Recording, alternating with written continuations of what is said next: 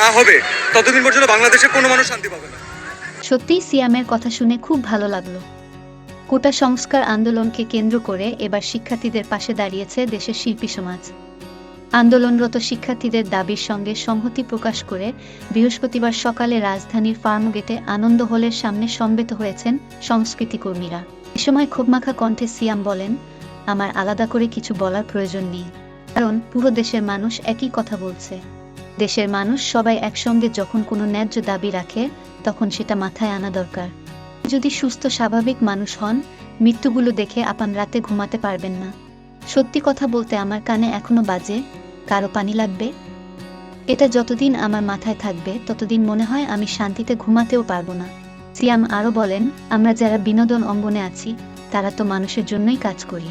সিয়াম বলেন, আমার সন্তান আছে, আজ থেকে 1-5 বছর পর সে তো এই ব্যাপারগুলো জানবে। সে যদি আমাকে প্রশ্ন করে আমি শিক্ষার্থীদের জন্য কি করেছি, আমি তার কাছে কি উত্তর দেব? সব শিক্ষার্থী হত্যার বিচার যতদিন না হবে ততদিন কোনো মানুষই শান্তি পাবে না। তাই দ্রুত শিক্ষার্থীদের হত্যার বিচারের দাবি জানাই।